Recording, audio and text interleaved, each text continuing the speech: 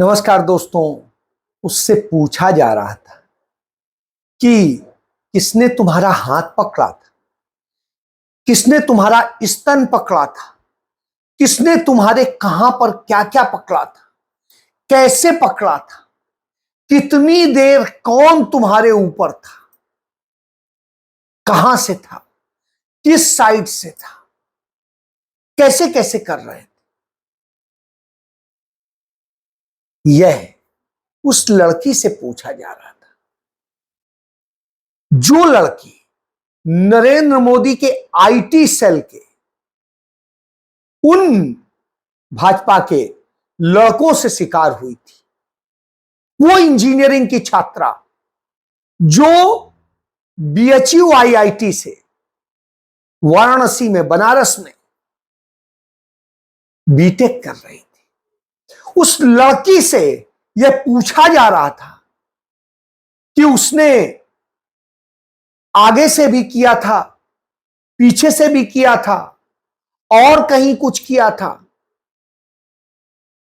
और यह सब पूछने वाले कौन थे? ये पूछने वाले वो लोग थे जो नरेंद्र मोदी के लोग, उनके लिए काम करते, भारतीय जनता पार्टी के लिए काम करते। क्यों ऐसा पूछ रहे थे? क्योंकि उन गैंग रेपिस्ट को, उन बलात्कारियों को जमानत दे दी गई क्योंकि उनकी सरकार की तरफ से पैरवी नहीं हुई, सरकार की तरफ से तथ्य नहीं पेश किए गए और उन्हें उसका लाभ मिला और हाई कोर्ट ने जमानत दे दी। जबकि डिस्ट्रिक्ट कोर्ट ने कहा था यह इतना गंभीर है कि जमानत नहीं दी जा सकती, लेकिन जमानत मिल गई। यह वह काला सच जो नफरत की दुकान में, या कहेंगे नफरत के बाजार में निकलता है।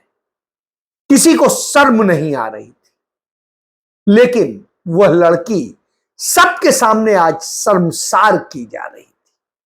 और यह हो रहा था उस काशी में, उस वाराणसी में जहां से नरेंद्र मोदी सांसद है। और वो लड़की शिकार हुई नरेंद्र मोदी के मुंह से आवाज नहीं निकली। तो आवाज निकलती कहां है? आवाज वहां निकलती है जहां आप कलकत्ता का नाम लेते हैं। आवाज वहां निकलती है जहां गैर भाजपा शासित राज्य होता है और तब वो महिला सम्मान याद करते हैं। लेकिन जहां उनके लोग उन्हीं महिलाओं के साथ हर कुकर्म करते हैं, हर दुष्कर्म करते हैं, तब कुछ नहीं होता। तब बुलडोजर भी नहीं चलता है, वो नफरत का बुलडोजर जो योगी आदित्यनाथ लेके दिखाते हैं कि हम ही तो हैं जो तुम्हें न्याय देंगे, और वो बुलडोजर शांत हो जाता है। लेकिन जैसे ही नफरत की जरूरत पड़ती है वो बुलडोजर चल देता है। वो जाके कहीं आसिफ का घर गिराता है, कहीं अकबर का घर गिराता है, कहीं वो मोहम्मद का घर गिराता है, तो कहीं किसी मस्जिद को गिराता है। वह बुलडोजर उनके यहां चलता है जो दलित होते हैं, यह बुलडोजर उनके यहां चलता है जो गरीब ब्राह्मण होते हैं। आपको याद होगा कानपुर देहात में, मेहता ब्लॉक में, उस दीक्षित परिवार के यहां बुलडोजर पहुंच गया था एसडीएम लेके। उसकी बीवी और पत्नी दोनों उसी में जल मरे थे, झोपड़ी में। झोपड़ी को गिराने के लिए पहुंचा, आग लग गई थी। वो किसी से छिपा नहीं, आज तक कुछ नहीं हुआ, कोई इंसाफ नहीं मिला। क्यों? क्योंकि ना इंसाफी की ही तो सरकार, बुलडोजर की सरकार। तभी राहुल गांधी कहते हैं इंसाफ देना है, उस 90% की बात करनी है, और उस 90% के लिए जातिगत जनगणना बेहद जरूरी है, आर्थिक सर्वे बेहद जरूरी है। तो जैसा कि मैंने आपको बताया था कि आरएसएस की केरल में 3 दिन पूरा मंथन, मनन, चिंतन और समन्वय सब हुआ और उसमें सिर्फ एक ही चर्चा थी, राहुल गांधी। और अंत में जब उनकी प्रेस कॉन्फ्रेंस होती है तो उसमें बताया जाता है राहुल गांधी जो एजेंडा उठाते हैं वही एजेंडा जातिगत जनगणना का। वो जरूरी है क्योंकि भारत की जो भौगोलिक और सामाजिक स्थिति है उसमें बहुत जरूरी है, लेकिन इसका राजनीतिक प्रयोग होगा, इसका दूसरा प्रयोग होगा तो यह न हो इस ढंग से यह हो। सभी जानते हैं कि नरेंद्र मोदी ने कैसे छला है महिलाओं को। उन्हें कहा कि महिला सशक्तिकरण बिल ला रहे हैं। कांग्रेस समेत तमाम विपक्षी दलों ने कहा यदि आप लाते हैं तो हम समर्थन करेंगे, और समर्थन किया।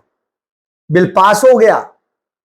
बिल पास होने के बाद क्या कहा, लागू तब होगा जब जनगणना हो जाएगी, जब आर्थिक सर्वे हो जाएगा, परिसीमन हो जाएगा। और दूसरी तरफ कहते हैं जातिगत जनगणना नहीं होगी तो फिर अधिकार मिलेगा कैसे। तो यानी वो बिल पास होने के बाद भी पड़ा हुआ है, किसी काम का नहीं। ये अधिकार सिर्फ कागजी हैं, दिखेंगे नहीं, मिलेंगे नहीं। तो यह भारतीय जनता पार्टी का चरित्र है, यह उनका नफरत का चरित्र है। इसी तरीके से बुलडोजर का चरित्र है। बुलडोजर किसके यहां चलता है? जैसा मैंने बताया, वो चलता है जब आप दलित हैं, पिछड़े हैं, आदिवासी हैं, अल्पसंख्यक हैं। तो आज सुप्रीम कोर्ट ने उसी बात को लेकर के बड़ा स्पष्ट कर दिया कि योगी आदित्यनाथ के बुलडोजर पर सुप्रीम कोर्ट ने बुलडोजर चला दिया।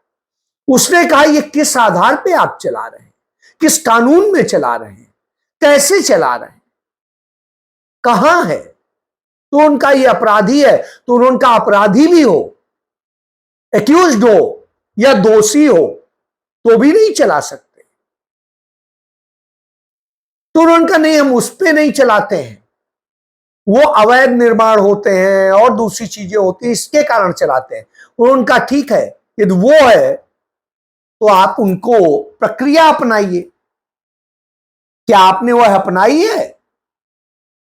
और फिर जस्टिस BR गवई जो उसी जातिगत जनगणना वाला सब्जेक्ट है, दलित समुदाय से आते हैं, उन्होंने अपना बुलडोजर चला दिया और कह दिया यह बुलडोजर ऐसे नहीं चलेगा।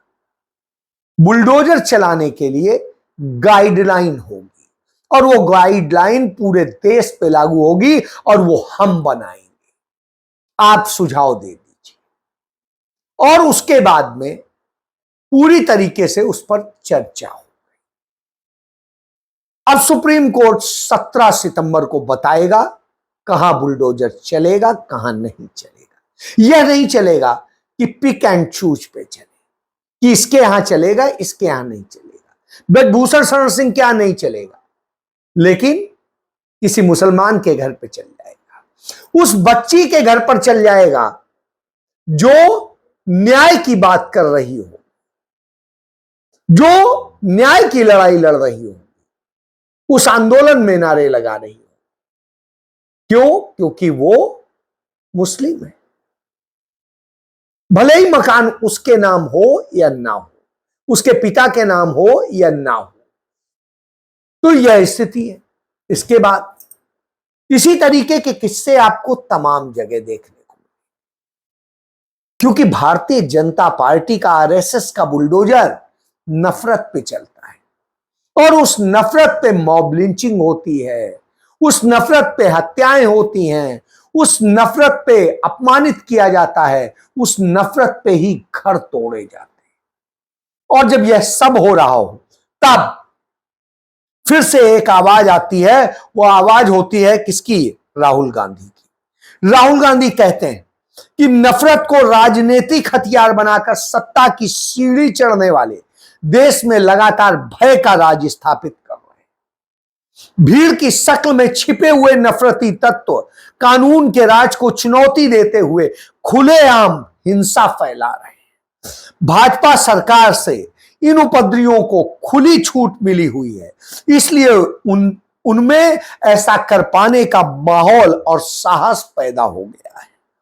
अल्पसंख्यकों खासकर मुसलमानों पर लगातार हमले जारी हैं और सरकारी तंत्र मूक दर्शक बना देख रहा है।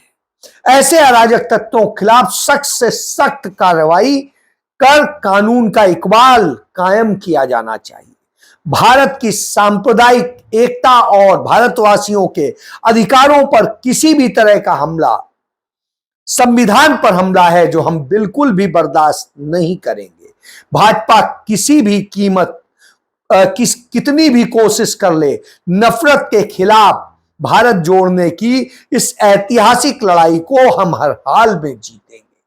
और राहुल गांधी ने इसको लेके अपने अल्पसंख्यक मोर्चे के राष्ट्रीय अध्यक्ष से कहा कि आप इस पर सक्रिय हो जाइए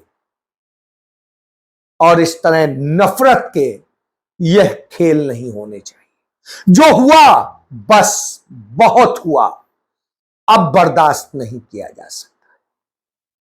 तो उन्होंने उसी स्टाइल में कहा जैसे द्रौपदी मुर्मू ने कहा था, बस बहुत हुआ। तो राहुल गांधी ने बता दिया है कि अब यह बर्दाश्त नहीं होगा। राहुल गांधी ने जातिगत जनगणना की बात कही, बैकफुट पर आ गई है आरएसएस। राहुल गांधी ने इस नफरत की बात करी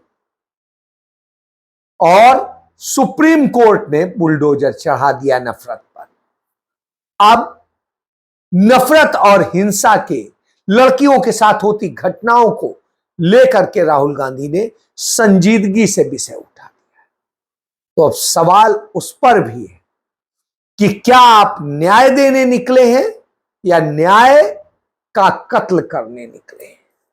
क्योंकि नरेंद्र मोदी और भारतीय जनता पार्टी ने, आदित्यनाथ ने और उनके तमाम सारे साथियों ने सिर्फ न्याय को कुचला है और अन्याय का शासन।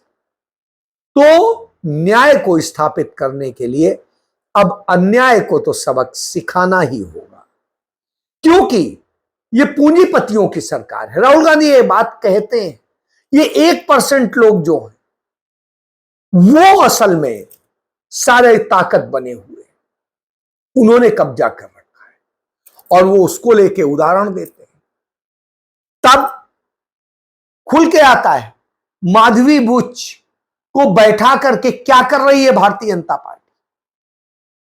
वो यदि सेबी की डायरेक्टर है, चेयरपर्सन है, तो वो दूसरी तमाम कंपनियों से पैसा कैसे ले रहे हैं, उनसे सैलरी कैसे ले रहे हैं, और यदि ये ले रही हैं तो नरेंद्र मोदी क्या कर रहे हैं, कौन है, असल में कहां से खेल खेला जा रहा है, शतरंज का असली खिलाड़ी कौन है।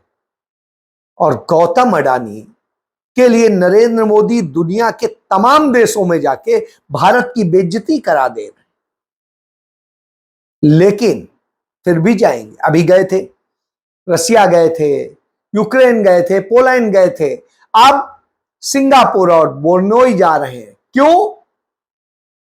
क्योंकि उनके मालिक अडानी के काम है, उनके धंधे के लिए जा रहे हैं। असली शतरंज कौन चल रहा है यह आप समझ लीजिए। और इसको बड़े बेहतरीन तरीके से कांग्रेस के मीडिया सेल के प्रमुख पवन खेड़ा ने समझा दिया। उन्होंने जब यह बताया तो भाजपा और उनके लोगों के होश उड़ गए, परेशान हैं, क्योंकि सबूतों पे अब बात हो रही है। अब हिंडनबर्ग की रिपोर्ट नहीं, सबूत पे बात हो। जय